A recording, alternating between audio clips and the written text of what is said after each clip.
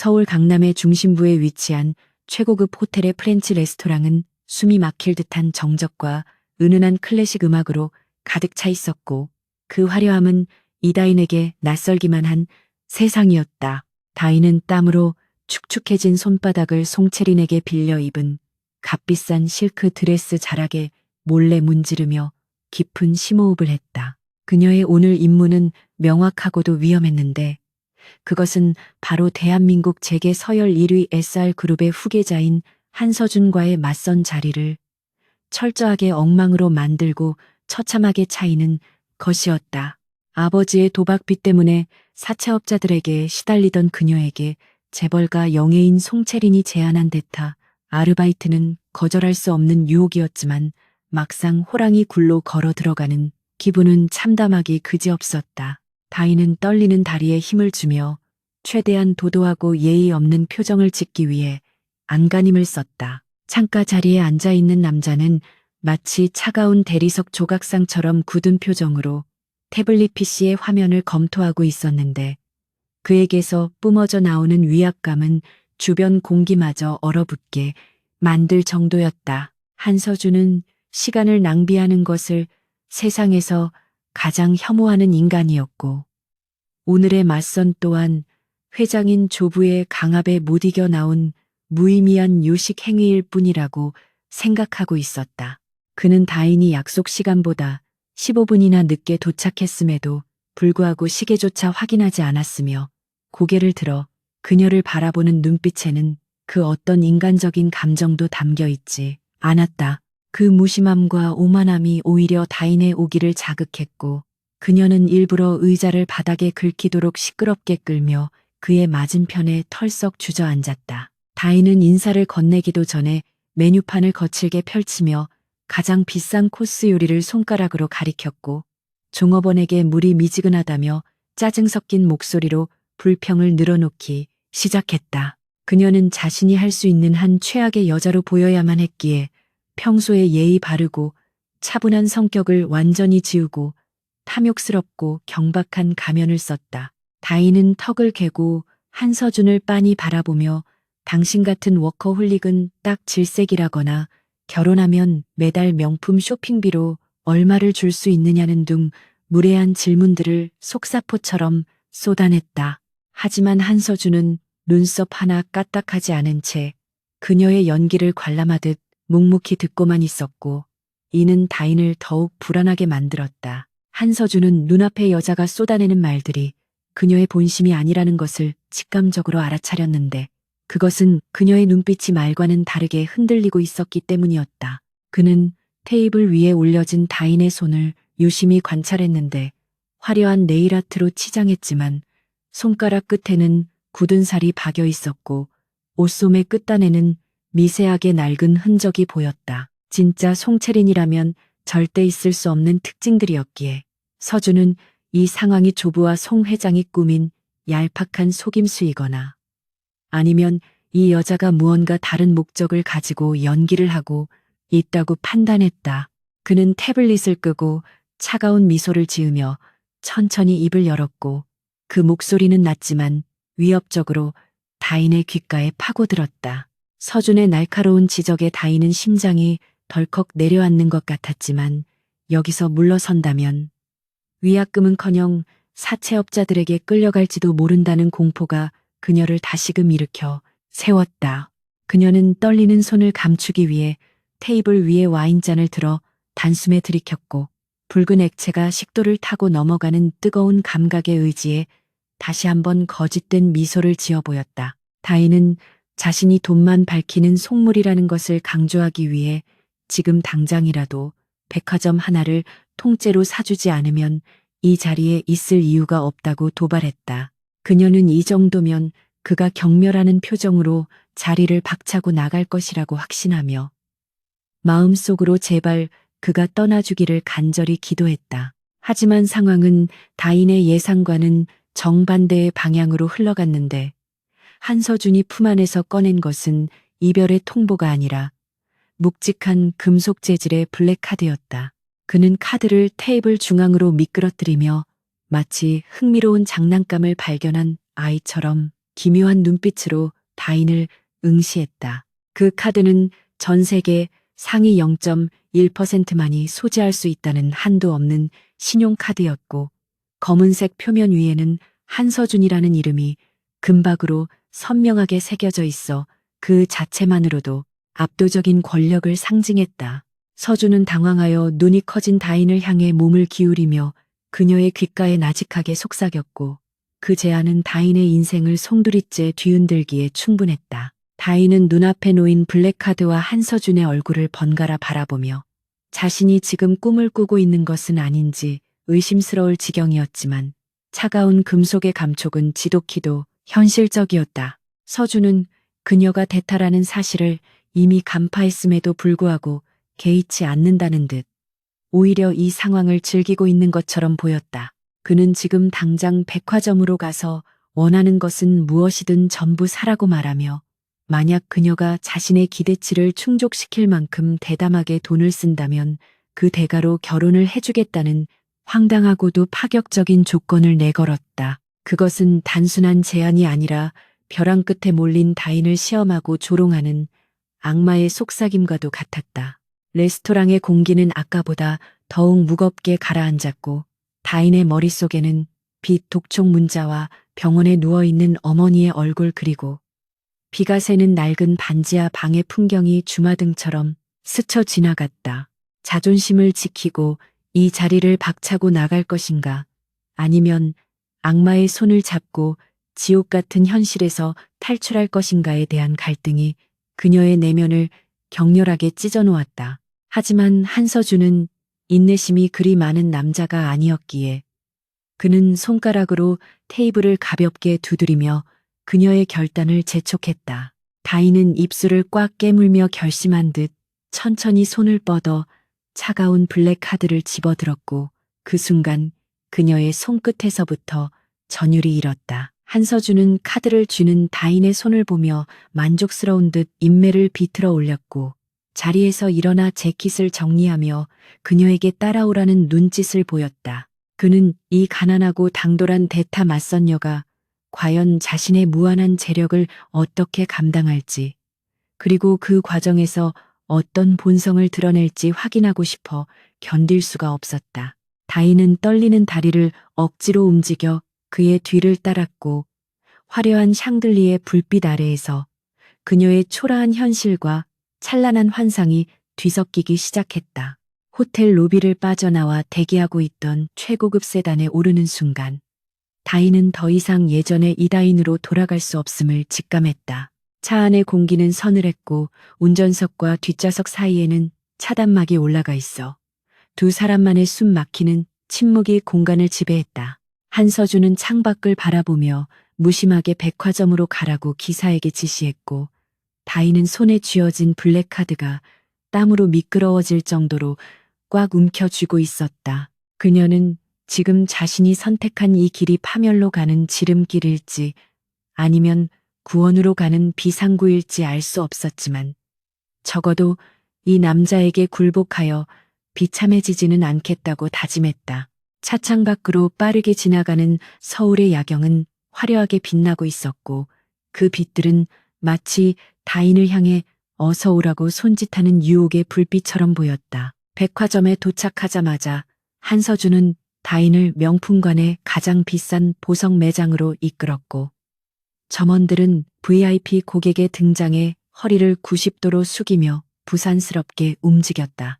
서준은 진열대 안에 있는 다이아몬드 목걸이를 턱짓으로 가리키며 다인에게 마음에 드느냐고 물었지만, 그의 태도는 선물을 주는 사람이라기보다는 물건을 감정하는 심사관에 가까웠다. 다인은 눈부시게 반짝이는 보석들을 바라보며 잠시 현기증을 느꼈지만, 곧 정신을 차리고 그가 원하는 대로 속물적인 여자를 연기하기 위해 가장 크고 화려한 것을 골랐다. 하지만 서준은 그런 그녀의 선택이 뻔하고 지루하다는 듯 혀를 찾고 더 비싸고 더 희귀한 것을 찾아오라고 점원들에게 호통을 쳤다. 다인은 한서준의 도발에 오기가 생겨 매장에 있는 가장 고가의 물건들을 닥치는 대로 쓸어 담기 시작했고, 점원들은 계산기를 두드리느라 정신이 없었다. 그녀는 옷과 구두, 가방을 넘어 가구와 그림까지 사들이며 마치 오늘이 세상의 마지막 날인 것처럼 돈을 써댔지만 마음 한구석은 점점 더 공허해졌다. 한서준은 소파에 앉아 샴페인을 마시며 그 광경을 지켜보았는데 결제 금액이 수억 원을 넘어가도 그의 표정에는 미동조차 없었다. 다인은 이것이 그가 가진 재력의 극히 일부에 불과하다는 사실에 전율하면서도 한편으로는 그가 자신을 돈으로 시험하고 조롱하는 것에 대한 반발심이 끌어올랐다. 쇼핑이 절정에 달했을 때 다인은 문득 거울 속에 비친 자신의 모습을 보았는데 명품으로 휘감은 겉모습과는 달리 눈빛은 불안과 공포로 얼룩져 있었다.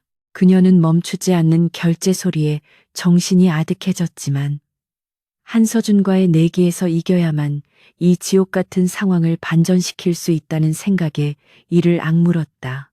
다인은 마지막으로 매장 한가운데 전시된 수십억 원짜리 티아라를 가리키며 저것까지 사겠다고 선언했고 매장 안의 모든 사람들은 경악하며 숨을 죽였다. 한서준은 그제야 잔을 내려놓고 천천히 다가와 그녀의 어깨에 손을 올리며 합격이라고 속삭였고 그 목소리에는 기묘한 희열이 담겨 있었다. 백화점을 나오는 두 사람의 뒤로 수많은 쇼핑백을 든 수행원들이 줄을 이었고 다인은 다리가 풀려 주저앉고 싶은 것을 간신히 참아냈다.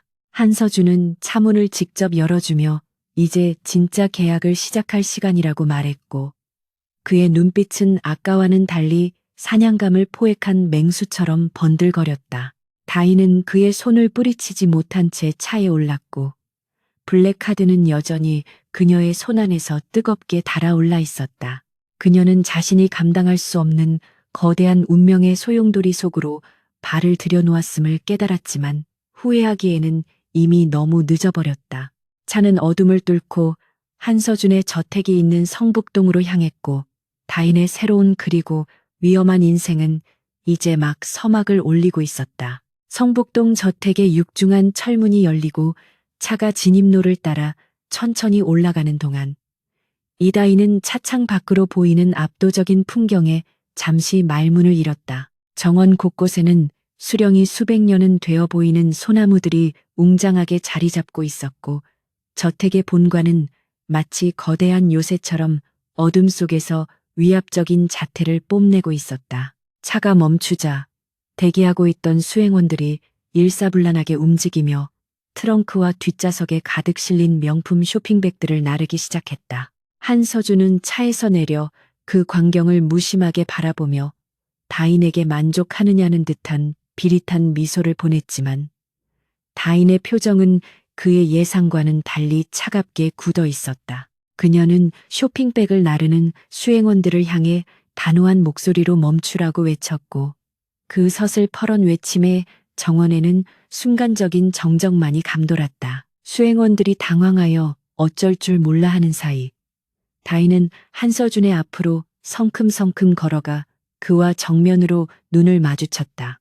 그녀는 방금 전까지 백화점을 휩쓸던 탐욕스러운 여자의 눈빛을 완전히 지우고 냉철하고 이성적인 본연의 모습으로 돌아와 있었다. 다인은 서준에게 방금 구매한 모든 물건을 당장 전액 환불 처리해달라고 요구하며 자신에게 필요한 것은 과시용 껍데기가 아니라 그 돈이 가진 실질적인 힘이라고 또박또박 말했다.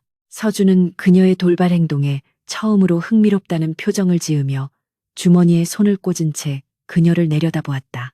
그는 수억 원어치의 물건을 눈 하나 깜짝하지 않고 반품하겠다는 이 여자의 배포가 가짜 송채린이라는 신분을 넘어서는 무언가가 있음을 직감했다. 다인은 서준의 시선을 피하지 않고 자신의 처지를 솔직하게 털어놓기 시작했는데 그것은 동정을 구하는 것이 아니라 거래의 조건을 명확히 하기 위함이었다. 그녀는 아버지의 도박빚으로 인해 사채업자들에게 시달리고 있으며 돌아가신 어머니가 남긴 유일한 유산인 작은 집마저 넘어갈 위기에 처해 있다고 설명했다. 다인은 명품 가방이나 보석 따위는 자신의 인생을 구원해 줄 수 없으며 오직 그 물건들의 환불 금액에 상응하는 현금만이 자신을 옥죄는 족쇄를 끊어낼 수 있다고 강조했다.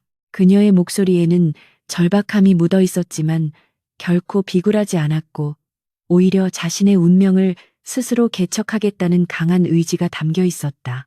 서준은 그녀의 눈동자 속에서 타오르는 생존 본능을 읽어내고 묘한 전율을 느꼈다. 서준은 고개를 끄덕이며 비서실장에게 즉시 모든 물건을 환불하고 그 금액을 현금화하여 다인의 채무를 변제하도록 지시했다. 하지만 다인의 요구는 거기서 멈추지 않았고 그녀는 품 안에서 구겨진 팸플릿 한 장을 꺼내 서준의 눈앞에 들이밀었다.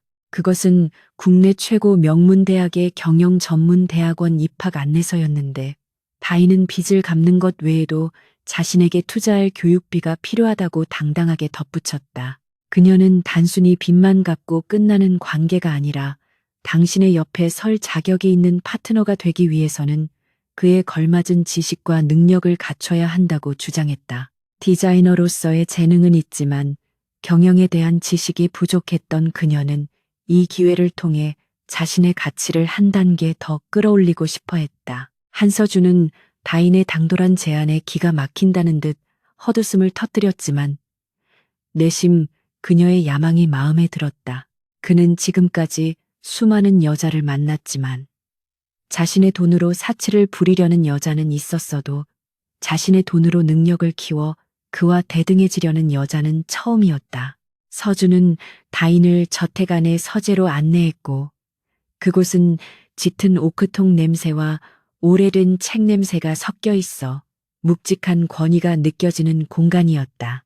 그는 책상 서랍에서 계약서 양식을 꺼내 들고 타자기를 두드리기 시작했고 다인은 소파에 앉아 긴장된 마음으로 그의 뒷모습을 지켜보았다. 서준은 그녀가 가짜라는 사실을 묵인하는 대신 그녀가 완벽한 방패막이가 되어주기를 원했고 다인 또한 그 제안을 받아들일 준비가 되어 있었다. 두 사람 사이에 오가는 계약 조건은 철저하게 비즈니스적이었으며 감정이 개입할 여지는 조금도 없어 보였다. 서준은 다인에게 자신의 조부와 가족들 앞에서 완벽한 송채린을 연기할 것과 개인적인 사생활에는 절대 간섭하지 말 것을 요구했다. 반대로 다인은 채무 변제와 학비 지원, 그리고 계약 기간 동안 한서준의 아내로서 누릴 수 있는 모든 권한을 보장받기를 원했다. 계약서 작성이 끝나고 서준이 만년필을 건네자 다인은 잠시 망설이는 듯 하다가 이내 결단력 있게 서명란에 자신의 이름을 적어 넣었다. 그 서명은 가난하고 힘없는 이다인의 장례식이자 권력과 야망을 품은 새로운 이다인의 탄생을 알리는 신호탄과도 같았다. 서명을 마친 다인은 계약서를 서준에게 밀어주며 자리에서 일어났는데 그녀의 눈빛은 그 어느 때보다 빛나고 있었다. 그녀는 서준을 똑바로 응시하며 자신은 당신에게 팔려가는 것이 아니라 당신의 힘과 권력을 잠시 빌리는 것뿐이라고 힘주어 말했다. 언젠가 능력을 키워 이 모든 빚을 원금과 이자까지 쳐서 갚을 것이며 그때가 되면 동등한 위치에서 이 계약을 다시 논하게 될 것이라고 선언했다. 서준은 그녀의 도발적인 발언에 잔을 들어 건배를 제의하며 그 말이 허세로 끝나지 않기를 바란다고 응수했다. 두 사람 사이에는 팽팽한 긴장감이 흘렀지만 그것은 적대감이라기보다는 서로를 인정하는 경쟁자들 사이에서 느껴지는 미묘한 기류에 가까웠다. 다음 날 아침 다인의 인생은 문자 그대로 뒤집혔는데 눈을 떴을 때 그녀를 맞이한 것은 곰팡이 핀 천장이 아니라 고급스러운 침실의 샹들리에였다. 비서실장은 아침 일찍 찾아와 다인의 모든 채무가 깨끗하게 정산되었음을 알리는 서류 봉투와 되찾은 어머니의 집 문서를 공손하게 전달했다. 다인은 떨리는 손으로 문서를 확인하며 뜨거운 눈물을 흘렸지만 곧 눈물을 닦아내고 거울 앞에 섰다. 거울 속의 그녀는 더 이상 빚쟁이들에게 쫓기는 초라한 여자가 아니었고 대한민국 최고의 재벌가와 맞설 준비를 마친 전사였다. 그녀는 서준이 준비해둔 최고급 정장을 차려입고 화장대 위에 놓인 붉은 립스틱을 짙게 발랐다. 다인은 서준과 함께 첫 공식 일정인 가족 식사 자리에 참석하기 위해 저택을 나섰는데 그녀의 발걸음에는 전과는 다른 자신감이 실려 있었다. 차 안에서 서준은 다인에게 오늘 만날 가족들의 신상 정보와 주의해야 할 점들을 브리핑해 주었고, 다인은 놀라운 집중력으로 그 모든 정보를 머릿속에 입력했다. 그녀는 단순히 연기를 하는 것을 넘어 이 기회를 이용해 서준의 집안 분위기와 권력 구조를 파악하려는 치밀함을 보였다. 서준은 태블릿을 보면서도 곁눈질로 다인의 변화를 관찰했고, 그녀가 생각보다 훨씬 더 빠르게 상황에 적응하고 있다는 사실에 내심 놀라움을 금치 못했다. 차가 거대한 한옥들이 모여있는 본가에 도착하자 팽팽한 긴장감이 다시금 다인의 목을 조여왔지만 그녀는 깊게 심호흡을 하며 마음을 다잡았다. 대문 앞에는 한복을 곱게 차려입은 고용인들이 도열해 있었고 그 너머로는 서준을 견제하는 계모와 이복 형제들이 득실거리는 호랑이 굴이 기다리고 있었다. 다인은 차문이 열리자마자 우아하게 내리며 서준의 팔짱을 자연스럽게 꼈고 서준 또한 그녀의 손등을 가볍게 토닥이며 무언의 격려를 보냈다. 대문을 들어서는 순간 쏟아지는 수많은 시선들 속에서 다인은 고개를 꼿꼿이 들고 미소를 지었다. 이제 그녀는 가난한 대타 맞선녀가 아니라 한서준이 선택한 유일한 여자로서 그들만의 리그를 정복하기 위한 첫걸음을 내디딘 것이었다. 한옥의 고풍스러운 멋과 현대적인 건축 기술이 조화를 이룬 본가는 그 웅장한 외관만으로도 방문객을 압도하기에 충분했으나 그 안을 채우고 있는 공기는 얼음장처럼 차가웠다. 이다희는 한서준의 팔을 잡은 손에 저절로 힘이 들어가는 것을 느꼈지만 겉으로는 태연한 척 가장하며 우아한 미소를 잃지 않으려 애썼다. 정원을 지나 안채로 들어서는 길목마다 배치된 고용인들은 마치 훈련된 병사들처럼 숨소리 하나 내지 않고 고개를 숙였고 그 적막함은 이곳이 단순한 가정이 아니라 철저한 규율과 감시 속에 돌아가는 거대한 조직임을 실감케 했다. 서준은 익숙한 듯 무표정한 얼굴로 앞만 보고 걸었지만 다인의 긴장을 감지한 듯 잡은 팔을 살짝 끌어당겨 자신의 곁에 바짝 붙였다. 대청마루를 지나 들어선 거실에는 이미 한서준의 계모인 최 여사와 그녀의 아들들이 자리를 잡고 앉아 있었는데 그들의 눈빛은 마치 먹잇감을 노리는 하이에나처럼 날카로웠다. 최 여사는 찻잔을 내려놓으며 다인을 위아래로 훑어보았는데 그 시선에는 천박한 출신을 꿰뚫어 보려는 듯한 경멸과 의심이 노골적으로 담겨 있었다. 그녀는 다인이 인사를 건네기도 전에 혀를 차며 백화점을 통째로 털어갔다는 소문이 파다하던데 역시 근본 없는 졸부의 딸은 어쩔 수 없다며 비아냥거렸다. 그것은 다인을 송채린으로 알고 있음에도 불구하고 기선을 제압하기 위해 일부러 자존심을 긁어놓으려는 계산된 도발이었다. 다인은 최 여사의 모욕적인 언사에 순간적으로 화가 치밀어 올랐지만 곧바로 냉정을 되찾고 한서준이 가르쳐준 대로 차분하게 대응했다. 그녀는 오히려 화사하게 웃으며 어머니께서 걱정해 주신 덕분에 스트레스를 잘 풀었다고 말하며 쇼핑은 남편 될 사람의 능력을 확인하는 과정이었을 뿐이라고 능청스럽게 받아쳤다. 다인의 예상치 못한 반격에 최 여사의 얼굴이 일그러졌고 곁에 있던 이복 형제들은 헛기침을 하며 어색한 분위기를 무마하려 애썼다.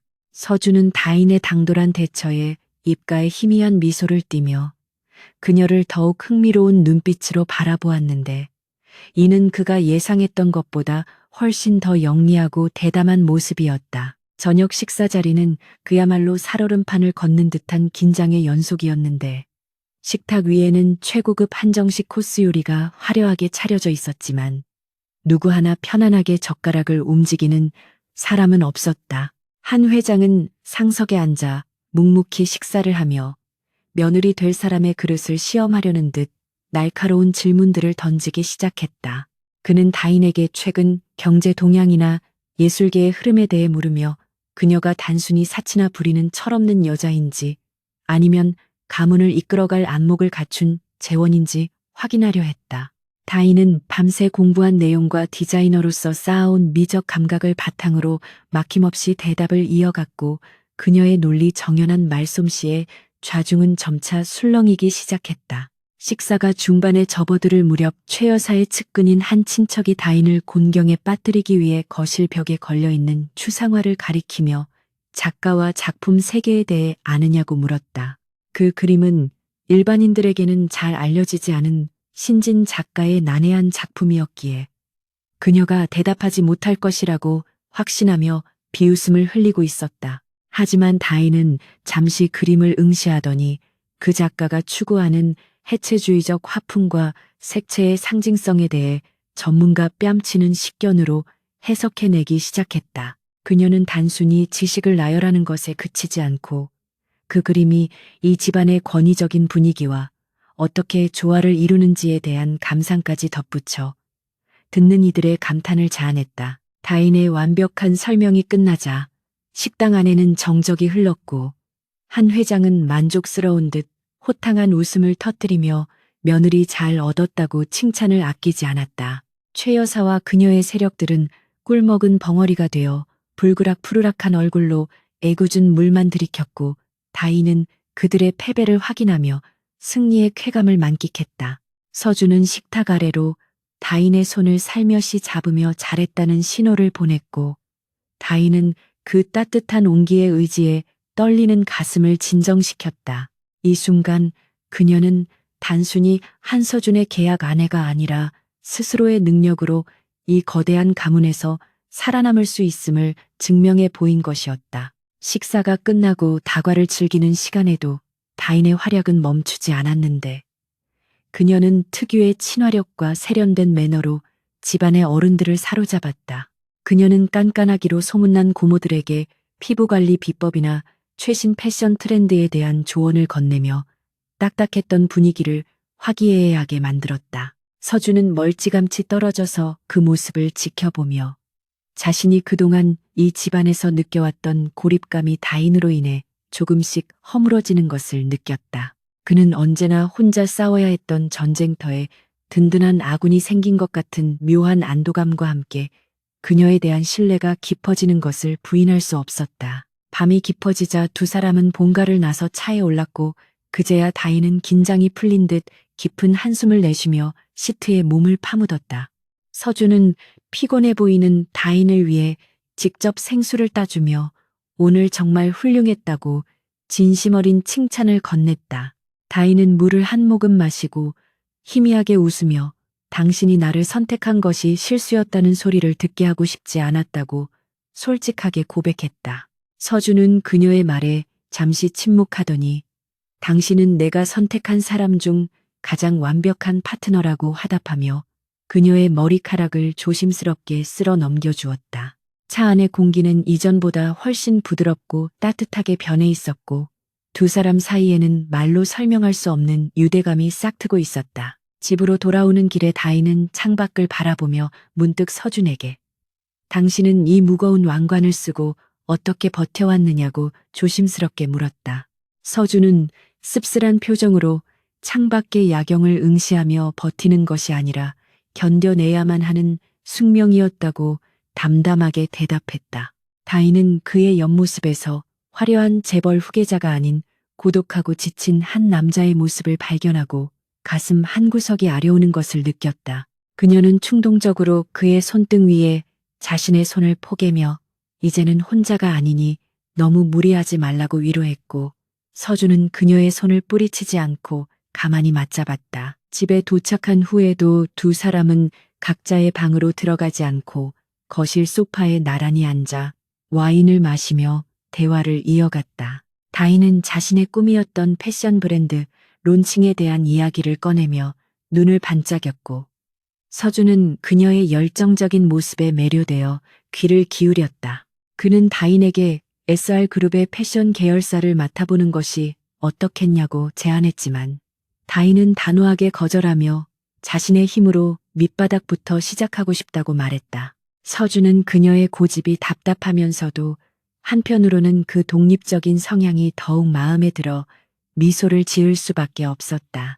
그날 밤 서준은 침대에 누워 천장을 바라보며 다인과의 계약이 끝난 후를 상상해 보았지만 이상하게도 그녀가 없는 삶이 쉽게 그려지지 않았다. 그는 처음에 그녀를 단순한 도구로 생각했지만 이제는 그녀의 존재가 자신의 삶에 깊숙이 파고들고 있음을 인정해야만 했다. 한편 다인 또한 방에서 디자인 스케치를 하며 서준의 쓸쓸했던 눈빛을 떠올리고 있었고, 그를 위해 자신이 할 수 있는 일이 무엇일지 고민에 빠졌다. 두 사람은 서로 다른 공간에 있었지만 같은 달빛 아래에서 서로를 생각하며 잠 못 이루는 밤을 보내고 있었다. 다음 날 아침 다인은 평소보다 일찍 일어나 서준을 위해 직접 아침 식사를 준비했는데, 이는 고용인들이 하는 일이었지만 그녀 나름의 고마움의 표시였다. 서준은 식탁 위에 차려진 정갈한 한식을 보고 놀란 표정을 지었지만 이내 숟가락을 들고 맛있게 식사를 시작했다. 다인은 그가 밥을 먹는 모습을 흐뭇하게 바라보며 넥타이를 매주기 위해 다가갔고, 서준은 자연스럽게 고개를 들어 그녀에게 목을 맡겼다. 두 사람의 거리는 숨결이 닿을 만큼 가까웠고, 서로의 눈동자에 비친 자신의 모습을 확인하며 묘한 설렘을 느꼈다. 출근길에 오른 서준은 비서실장에게 다인의 개인 브랜드 론칭을 비밀리에 지원할 방안을 찾아보라고 지시하며 그녀 모르게 키다리 아저씨 노릇을 자처했다. 그는 다인이 알면 화를 낼지도 모른다고 생각했지만 그녀의 재능이 빛을 보게 해주고 싶은 마음이 더 컸기에 위험을 감수하기로 했다. 다인은 디자인 학원에 등록하여 본격적인 수업을 듣기 시작했고, 그곳에서 만난 사람들과 교류하며 자신의 세계를 넓혀갔다. 하지만 그녀의 탁월한 감각과 한서준의 아내라는 배경은 곧 시기 어린 소문을 불러일으켰고, 이는 또 다른 갈등의 불씨가 되고 있었다. 한편 최 여사는 며느리에게 당한 수모를 갚아주기 위해 뒷조사를 시작했고, 다인의 과거 행적을 캐내는 과정에서 수상한 점들을 발견하게 되었다. 그녀는 송채린이라기에는 너무나 서민적인 습관들과 과거의 흔적들이 일치하지 않는다는 보고를 받고 회심의 미소를 지었다. 최 여사는 진짜 송채린의 행방을 찾도록 지시하는 동시에 다인을 함정에 빠뜨릴 치밀한 계획을 세우기 시작했다. 평화로워 보이는 일상 뒤편에서 검은 먹구름이 몰려오고 있었지만 행복에 젖어있던 다인과 서준은 다가올 폭풍을 감지하지 못하고 있었다. 며칠 뒤 SR그룹의 창립 기념 파티가 열린다는 소식이 전해졌고, 이는 정재계 인사들이 총출동하는 대규모 행사였다. 서준은 다인에게 파티의 호스트 역할을 부탁하며 이번 기회에 공식적으로 당신의 입지를 굳히자고 제안했다. 다인은 부담감을 느꼈지만 서준을 위해 기꺼이 수락했고, 밤을 새워가며 파티의 콘셉트와 의상을 구상했다. 그녀는 자신의 디자인 실력을 발휘해 세상에 단 하나뿐인 드레스를 제작하기 시작했고, 그 과정에서 손가락이 찔리고 밤을 지새우는 고통을 감내했다. 파티 당일 다인은 자신이 만든 드레스를 입고 서준의 팔짱을 낀 채 연회장에 등장했는데, 그녀의 모습은 그야말로 여신이 강림한 듯 눈부시게 아름다웠다. 사람들은 그녀의 우아한 자태와 독창적인 드레스에 찬사를 보냈고, 서준은 자랑스러운 표정으로 그녀를 에스코트하며 사람들에게 소개했다. 하지만 파티가 절정에 달했을 때 연회장의 대형 스크린이 갑자기 켜지며 다인의 과거 사진들과 빛 독촉장이 화면을 가득 채웠다. 장내는 순식간에 아수라장으로 변했고, 사람들의 경악 섞인 비명과 웅성거림 속에서 다인은 하얗게 질린 얼굴로 그 자리에 얼어붙고 말았다. 연회장의 거대한 스크린 위로 쏟아지는 사진들은 이다인이 평생을 바쳐 지우고 싶었던 가난과 굴욕의 흔적들이었으며, 그 잔인한 폭로는 화려한 파티장을 순식간에 차가운 심판대로 바꾸어 놓았다. 다인은 사시나무 떨듯 떨리는 손을 감추기 위해 주먹을 꽉 쥐었지만 등줄기를 타고 흐르는 식은땀과 공포는 그녀의 의지로는 도저히 제어할 수 없는 것이었다. 웅성거리는 사람들의 시선은 마치 날카로운 화살처럼 그녀의 전신을 꿰뚫고 있었고, 그들의 입모양은 경멸과 조소를 담아 쉴 새 없이 움직이고 있었다. 빛 독촉장에 적힌 적나라한 액수와 허름한 단칸방의 풍경은 그녀가 지금 입고 있는 수천만 원짜리 드레스와 기괴한 대조를 이루며 그녀를 위선적이고 파렴치한 사기꾼으로 낙인 찍고 있었다. 다인은 숨을 쉴 때마다 폐부가 찢어지는 듯한 고통을 느꼈고 당장이라도 바닥이 갈라져 자신을 삼켜주기를 간절히 기도했다. 그 절망적인 순간 한서준은 당황하거나 분노하는 기색 없이 침착하게 비서실장에게 눈짓을 보냈고 곧이어 연회장의 전원이 차단되며 스크린이 암흑 속으로 사라졌다. 갑작스러운 어둠에 사람들이 비명을 지르며 동요하는 사이 서준은 다인의 어깨를 단단히 감싸 안고 그녀를 군중 속에서 빠르게 빼내기 시작했다. 그의 손길은 거칠면서도 묘하게 보호받는다는 느낌을 주었지만 다인은 감히 고개를 들어 그의 표정을 살필 엄두조차 내지 못했다. 서준은 쏟아지는 플래시 세례와 기자들의 질문을 무시한 채 경호원들의 호의를 받으며 대기하고 있던 리무진으로 향했고 그 단호한 뒷모습은 마치 성난 맹수가 자신의 영역을 침범당했을 때 보이는 서늘한 살기를 품고 있었다.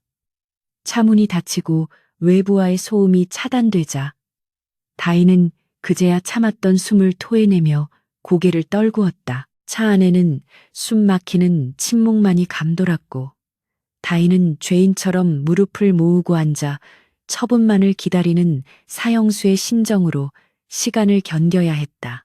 한서준은 창밖을 응시하며 미동도 하지 않았는데 그 고요함이 오히려 다인에게는 고성이나 폭력보다 더 큰 공포로 다가왔다.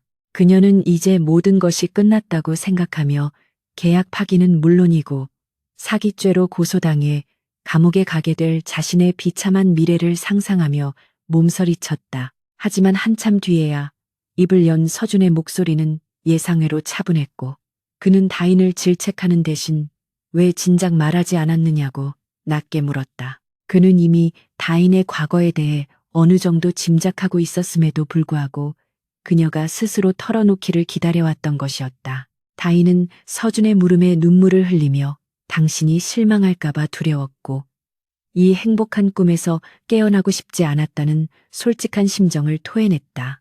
그녀는 가난이 죄는 아니지만 거짓으로 쌓아 올린 신분 위에서는 그 어떤 진심도 통하지 않을 것이라 생각했기에 끝까지 감추려 했다고 고백했다.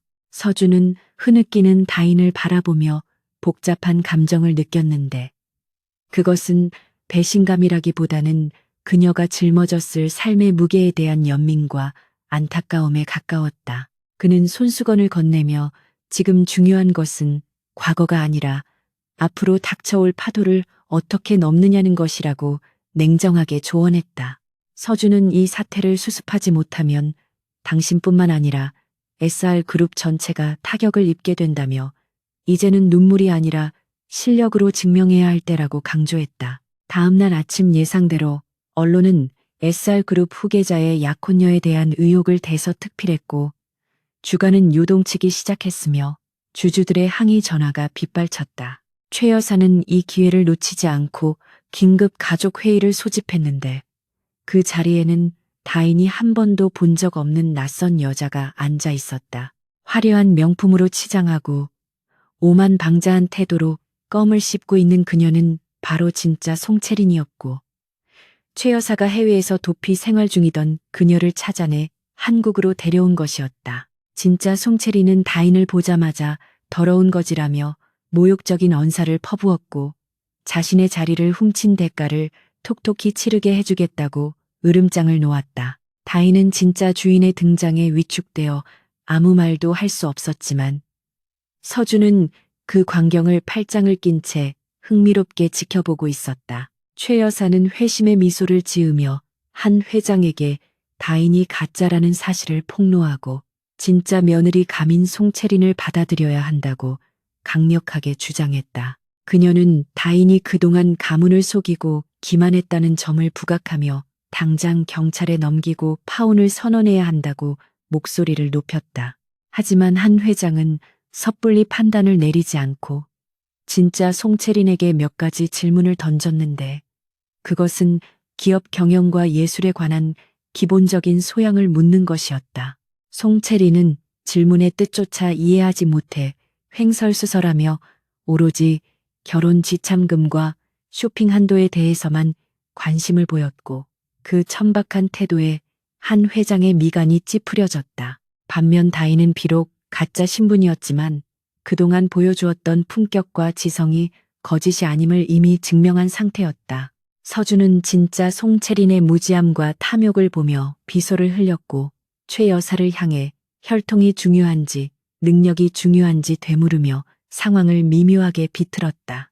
그는 송채린이 진짜라는 것은 인정하지만 현재 진행 중인 SR그룹의 대형 프로젝트를 감당할 그릇은 아니라고 냉정하게 평가했다. 서준은 다인이 기획한 패션 브랜드 론칭이 코앞으로 다가온 시점에서 갑작스러운 며느리 교체는 대중들에게 더 큰 혼란을 줄 것이라며 시간을 두고 결정하자고 제안했다. 이는 다인을 보호하기 위한 임시 방편인 동시에 그녀에게 마지막 기회를 주기 위한 서준 나름의 배려였다. 최 여사는 길길이 날뛰었지만 한 회장은 서준의 논리적인 설득에 동의하며 당분간 두 사람을 한 집에 두고 지켜보겠다고 선언했다. 그날부터 저택에서의 생활은 지옥이나 다름없었는데 진짜 송채리는 시도 때도 없이 다인을 괴롭히고 하녀 부리듯 명령을 일삼았다. 그녀는 다인의 옷장을 뒤져 옷을 찢거나 작업 중인 디자인 스케치에 커피를 쏟는 등 유치하고 악랄한 짓을 서슴지 않았다.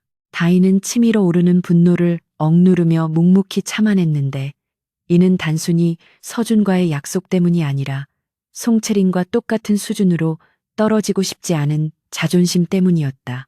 다인은 밤마다 서재에 틀어박혀 다가올 브랜드 론칭쇼를 위한 준비에 매진했고 그 열정만이 그녀가 버틸 수 있는 유일한 원동력이었다.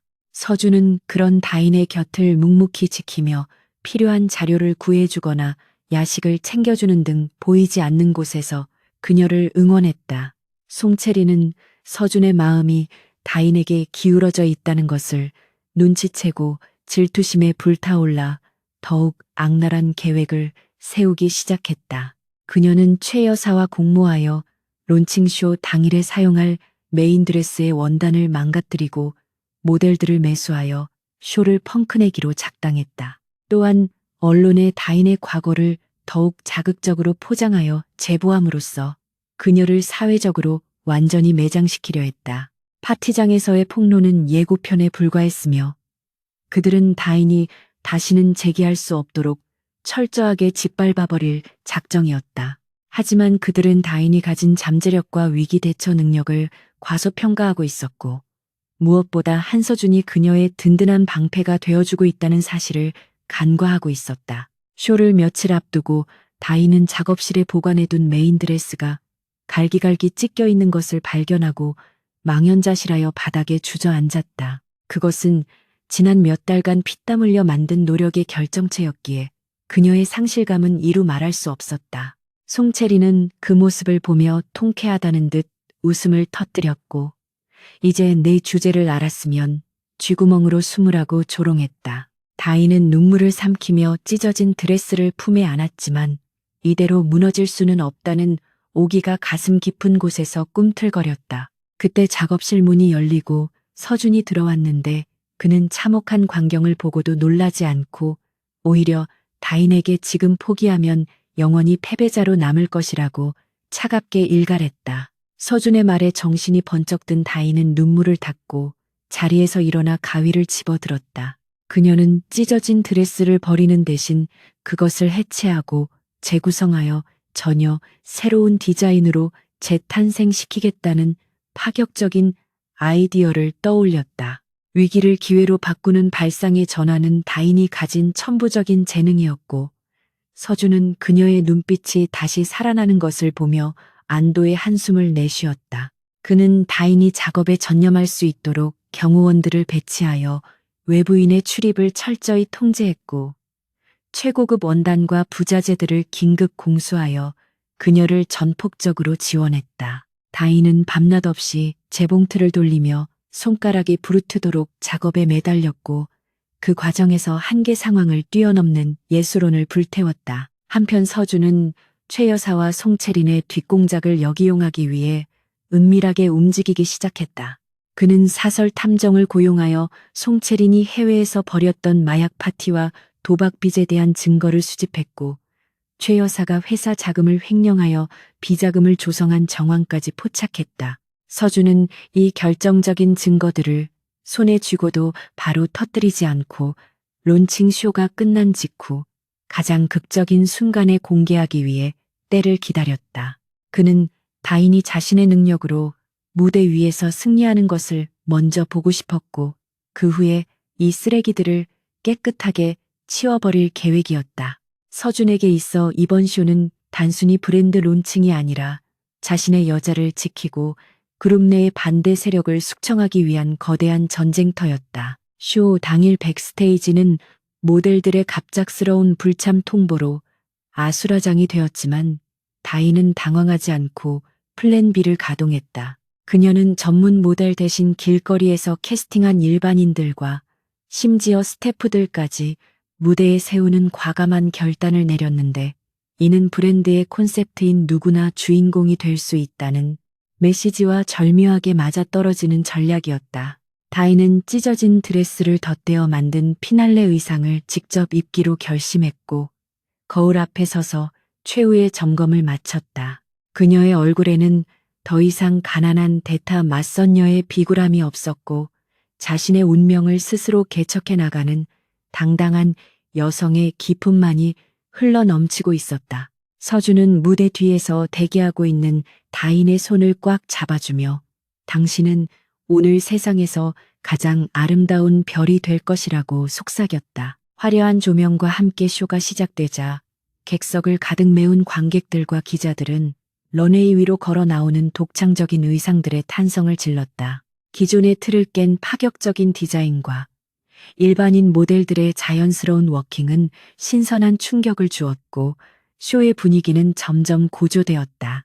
마침내 피날레 무대가 열리고 다인이 무대 위로 등장하자 장내는 숨이 탔을 듯한 정적에 휩싸였다. 상처 입은 백조가 비상하듯 찢어진 원단들이 층층이 겹쳐져 만들어낸 드레스의 웅장함은 보는 이들을 압도했고 다인의 당당한 눈빛은 그 어떤 보석보다 빛나고 있었다. 최 여사와 송채리는 믿을 수 없다는 표정으로 입을 다물지 못했고 서준은 무대 중앙에서 스포트라이트를 받고 있는 다인을 바라보며 가슴 벅찬 감동을 느꼈다. 쇼가 성공적으로 끝나고 쏟아지는 기립 박수 속에서 다인은 마이크를 잡고 자신의 정체에 대해 고백하기 시작했다. 그녀는 자신이 재벌가의 딸이 아니며 가난하고 부족한 사람이지만 옷에 대한 열정만큼은 누구보다 진실하다고 떨리는 목소리로 말했다. 관객들은 잠시 술렁거렸지만 그녀의 진정성 있는 고백과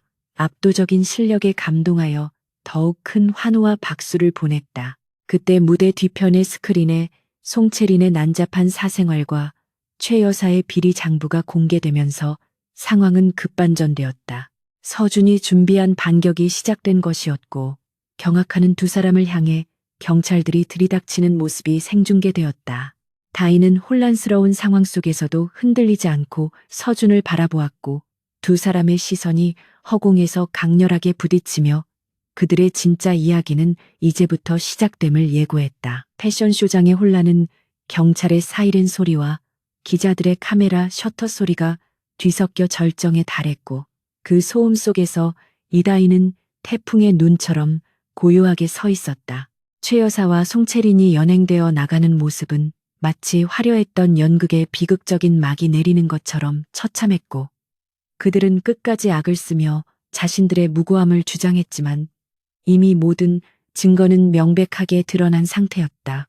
다인은 그들의 뒷모습을 바라보며 연민이나 통쾌함보다는 깊은 허무함을 느꼈는데 그것은 지난 시간 동안 그들을 괴롭혔던 욕망의 실체가 얼마나 보잘것없는 것인지를 깨달았기 때문이었다. 한서준은 그런 다인의 어깨를 감싸 안으며 쏟아지는 플래시 세례로부터 그녀를 보호했고 그 단단한 팔은 지금 이 순간 그녀가 의지할 수 있는 유일한 안식처였다.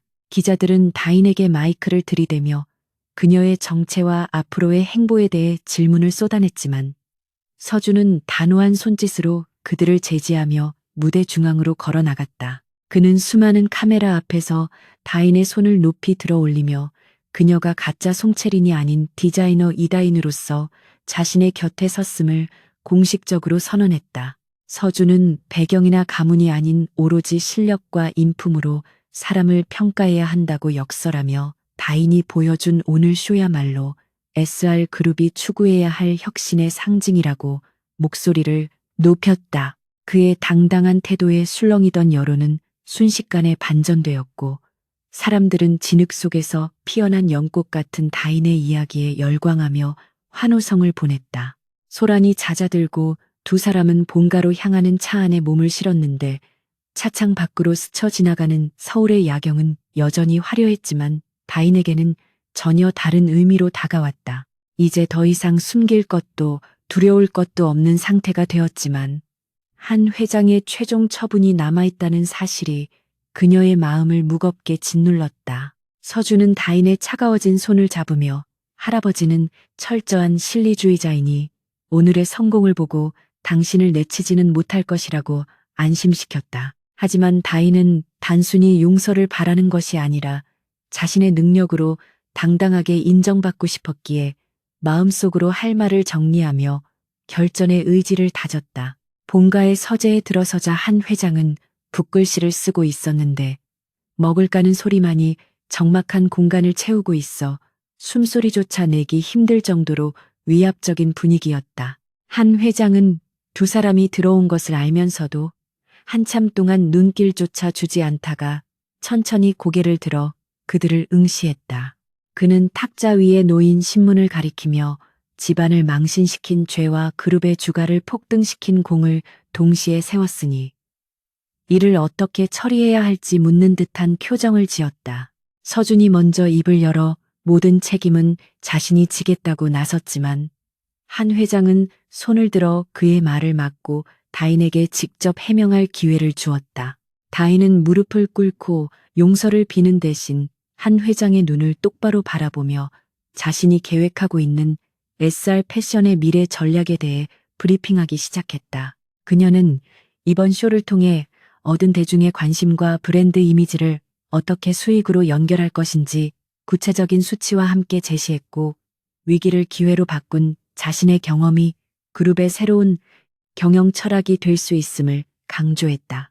다인의 목소리에는 확신이 차 있었고 논리 정연한 설명은 한 회장의 예상을 뛰어넘는 수준이었다. 한 회장의 입가에 희미한 미소가 번지기 시작했고 그는 붓을 내려놓으며 가짜가 진짜보다 더 진짜 같은 법이라며 그녀의 대담함을 높이 샀다. 다음 날 열린 긴급 이사회는 그야말로 피바람이 부는 숙청의 현장이었는데 최 여사 라인에 섰던 임원들은 줄줄이 해임되거나 검찰 조사를 받게 되었다. 서준은 그동안 수집해온 비리 자료들을 바탕으로 부패한 세력을 뿌리 뽑았고 그 빈자리는 능력 있는 젊은 인재들로 채워졌다.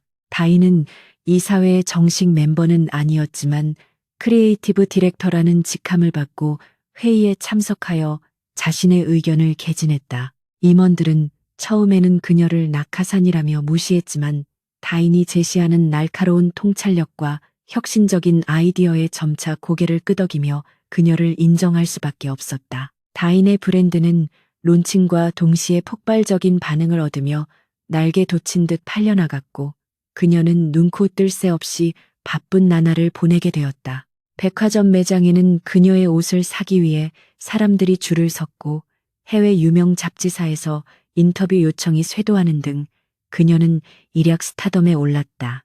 다인은 쏟아지는 수익금을 허투루 쓰지 않고 과거 자신처럼 재능은 있지만 기회를 얻지 못한 신진 디자이너들을 후원하는 재단을 설립하여 사회에 환원했다. 서준은 다인의 성장을 지켜보며 뿌듯함을 느꼈지만 한편으로는 그녀가 자신 없이도 너무나 잘해내고 있다는 사실에 묘한 소외감을 느끼기도 했다. 성공의 가도를 달릴수록 두 사람 사이의 물리적인 거리는 조금씩 멀어졌는데 각자의 업무가 너무 바빠 얼굴을 마주보고 식사할 시간조차 내기 힘들었기 때문이었다.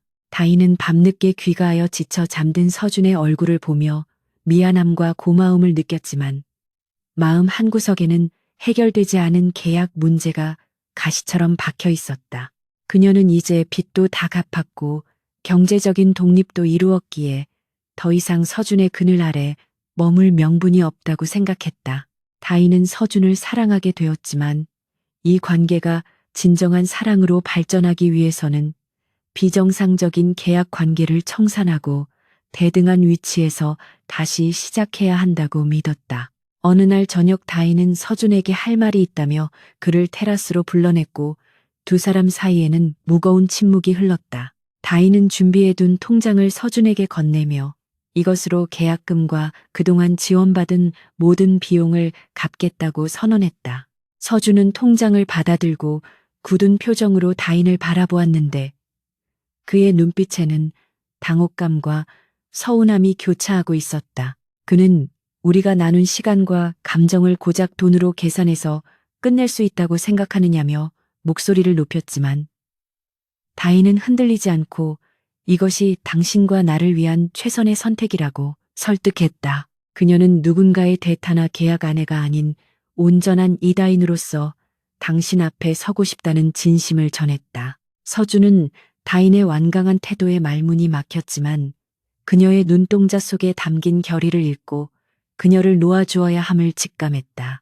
그는 씁쓸한 미소를 지으며 통장을 주머니에 넣고 당신이 원한다면 그렇게 하자고 대답했지만 그 말은 그의 본심과는 정반대였다. 서준은 다인이 떠나면 다시는 잡을 수 없을 것 같은 두려움에 휩싸였지만 억지로 붙잡는 것은 그녀를 존중하는 방식이 아님을 알고 있었다. 두 사람은 테라스 난간에 기대어 서서 밤하늘을 올려다보았는데 그날따라 별들은 유난히 밝게 빛나고 있었지만 그들의 마음은 텅 빈 것처럼 공허했다. 며칠 후 다인은 짐을 꾸려 저택을 나오기로 했고 이삿짐 센터 트럭이 도착하자 집안의 고용인들이 아쉬워하며 배웅을 나왔다. 다인은 정들었던 사람들과 인사를 나누며 눈시울을 붉혔지만 새로운 시작을 위해서는 반드시 거쳐야 할 과정임을 되새겼다.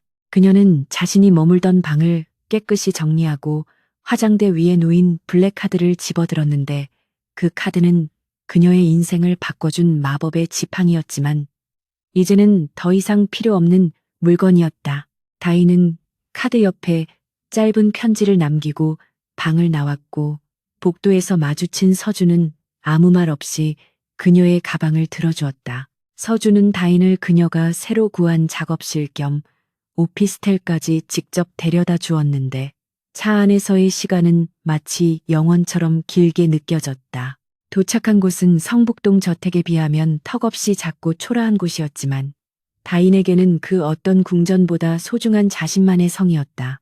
서준은 짐을 내려주고 돌아가려다 멈칫하며 다인에게 언제든 도움이 필요하면 연락하라고 말했지만 다인은 웃으며 이제는 스스로 해결하겠다고 정중히 거절했다. 서준은 닫히는 문을 바라보며 씁쓸하게 돌아섰고 차에 올라타 핸들을 꽉 잡으며 밀려오는 상실감을 견뎌내야 했다. 텅 빈 저택으로 돌아온 서준은 거실 소파에 앉아 다인이 없는 적막감을 온몸으로 체감했다. 그는 다인이 남기고 간 블랙카드를 손에 쥐고 만지작거렸는데 차가운 금속의 감촉은 그녀의 부재를 더욱 선명하게 일깨워 주었다. 서준은 그동안 자신이 가진 재력과 권력으로 모든 것을 해결할 수 있다고 믿었지만 정작 가장 소중한 사람의 마음은 돈으로 살 수 없다는 단순한 진리를 뼈저리게 깨달았다. 그는 이제 CEO 한서준이 아닌 남자 한서준으로서 그녀에게 다가가는 법을 배워야 했고 그것은 그에게 있어 그 어떤 기업 인수합병보다 어려운 도전이 될 것이었다. 한편 다인은 좁은 오피스텔 바닥에 앉아 짐을 정리하며 낯선 자유를 만끽하고 있었지만 가슴 한구석이 뻥 뚫린 듯한 허전함은 어쩔 수 없었다. 그녀는 창밖으로 보이는 도시의 풍경을 바라보며 서준이 지금쯤 무엇을 하고 있을지 궁금해했고 핸드폰을 들어 그의 번호를 눌렀다 지웠다를 반복했다.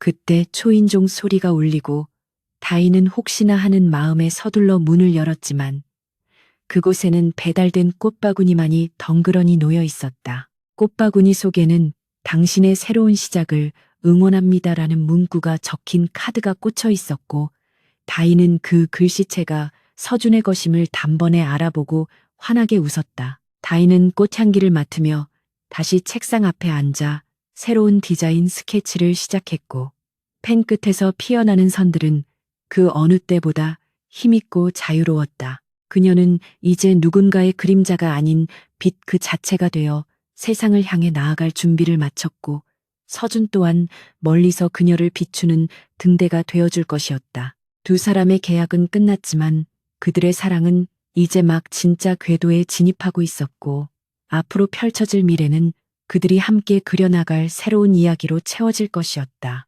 밤이 깊어가고 다인의 작업실 불빛은 꺼질 줄 몰랐으며, 그 빛은 어둠 속에서도 희망처럼 반짝이고 있었다. 계절이 두 번 바뀌고 서울의 거리에 흩날리던 벚꽃잎이 매서운 겨울 바람으로 변할 무렵, 이다인의 이름은 대한민국 패션계에서 가장 뜨거운 키워드가 되어 있었다. 그녀가 론칭한 브랜드 D는 독창적인 디자인과 합리적인 가격, 그리고 디자이너의 드라마틱한 인생 스토리가 결합되어 연일 매진 행렬을 기록하고 있었다. 청담동 뒷골목의 작은 작업실에서 시작했던 그녀의 브랜드는 이제 강남 한복판에 번듯한 플래그십 스토어를 낼 정도로 성장해 있었고, 다인은 더 이상 누군가의 대타가 아닌 대표, 이사로서 당당하게 자신의 명함을 내밀었다. 하지만 화려한 성공의 이면에는 밤마다 찾아오는 지독한 고독이 도사리고 있었는데, 늦은 밤 텅 빈 작업실에 홀로 남아 디자인 시안을 수정할 때면 어김없이 한서준의 차가우면서도 따뜻했던 눈빛이 떠올라 가슴 한구석을 아릿하게 만들었다. 이다희는 바쁜 스케줄을 핑계로 그에 대한 그리움을 애써 외면하려 노력했지만 곳곳에 남아있는 그의 흔적까지 지울 수는 없었다. 뉴스에서는 SR그룹이 한서준 회장의 취임 이후 사상 최대의 실적을 기록했다는 소식이 연일 보도되었고, 화면 속의 그는 여전히 냉철하고 완벽해 보였지만 어딘지 모르게 쓸쓸한 기운을 감추지 못하고 있었다. 다희는 화면 속에 그와 눈이 마주칠 때마다 심장이 쿵하고 내려앉는 것 같았지만 핸드폰을 들어 연락할 용기는 나지 않았다. 계약 관계로 시작된 그들의 인연이 과연 현실의 평범한 연인 관계로 발전할 수 있을지에 대한 확신이 없었고, 무엇보다 자신의 성공이 그의 도움 없이는 불가능했다는 자격지심이 완전히 사라지지 않았기 때문이었다. 한편 한서준은 다인이 떠난 후 저택의 광활한 공간이 주는 공허함을 견디지 못해 회사 집무실에서 먹고 자며 일에만 매달리는 워커홀릭이 되어 있었다. 그는 수많은 여성들의 구애와 정재계의 혼담을 모두 거절했는데, 그 어떤 여자를 만나도 다인처럼 자신의 영혼을 뒤흔드는 강렬한 전율을 느낄 수 없었기 때문이었다. 서준은 비서를 통해 다인의 소식을 몰래 보고받으며 그녀가 승승장구하는 모습을 멀리서 지켜보는 것으로 만족해야 했다. 하지만 그녀가 과로로 쓰러져 응급실에 실려갔다는 보고를 받은 날 밤, 그는 더 이상 이성적인 판단을 유지할 수 없었고 그 길로 차를 몰아 병원으로 달려갔다. 병실 문을 열고 들어섰을 때 창백한 얼굴로 링거를 맞고 잠들어 있는 다인의 모습은 서준의 가슴을 철렁하게 만들었다. 그는 침대맡에 앉아 그녀의 헝클어진 머리카락을 조심스럽게 쓸어 넘기며 자신이 지난 시간 동안 얼마나 어리석었는지를 뼈저리게 후회했다.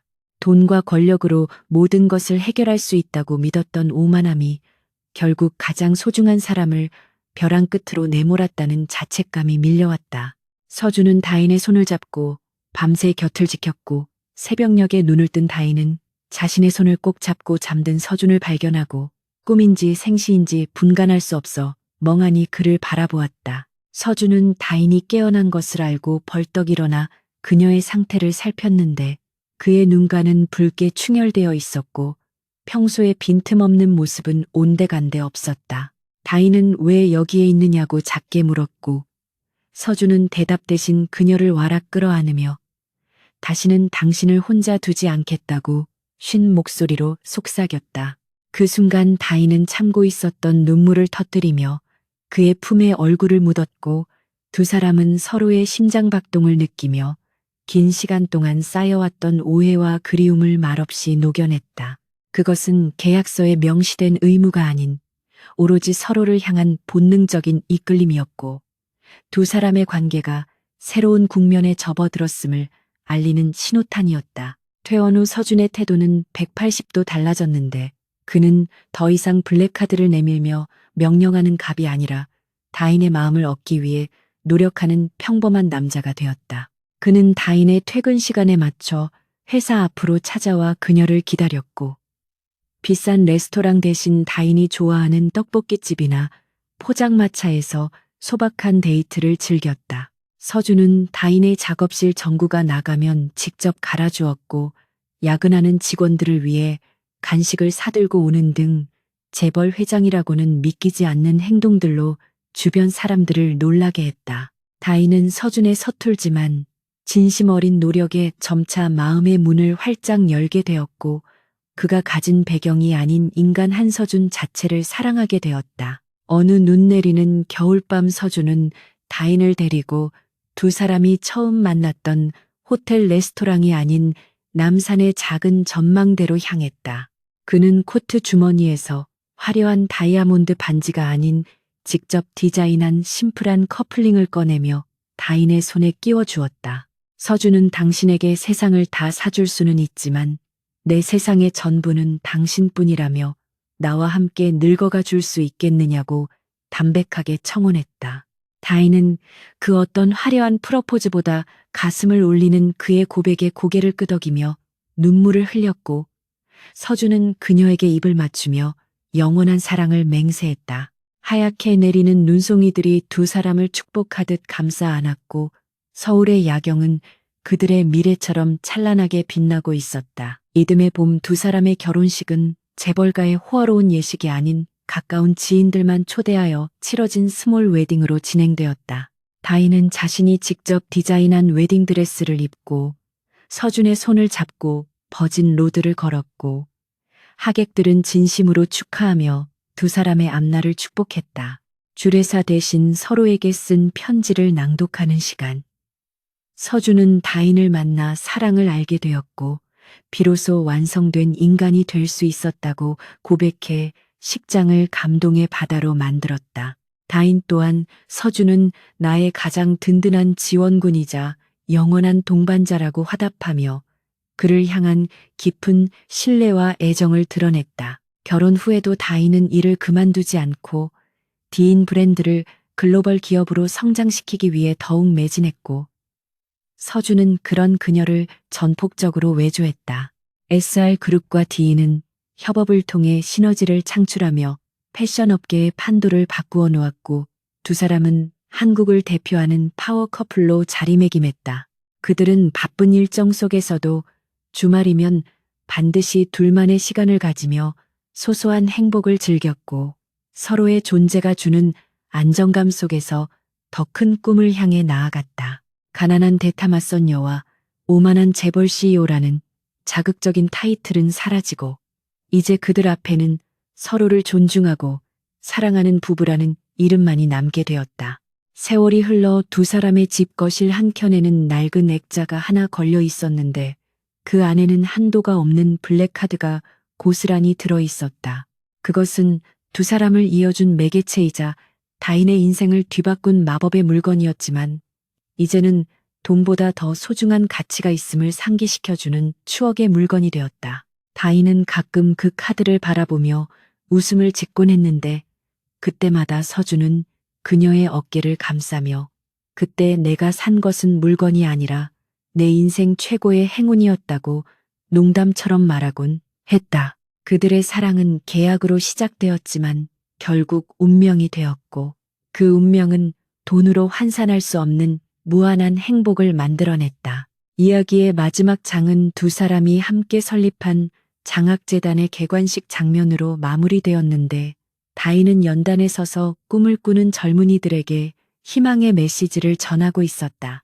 그녀는 자신의 과거처럼 힘든 환경에 처한 아이들에게 기회를 제공하고 싶다는 포부를 밝혔고, 서준은 객석 맨 앞줄에 앉아 그런 아내를 자랑스럽게 바라보았다. 행사가 끝나고 쏟아지는 햇살 아래 두 사람이 손을 잡고 걸어가는 뒷모습은 그 어느 때보다 평온하고 아름다웠다. 원하는 건 전부 사라는 한마디로 시작된 그들의 이야기는 이제 서로가 서로에게 세상의 전부가 되어주는 완벽한 해피엔딩으로 마침표를 찍었다.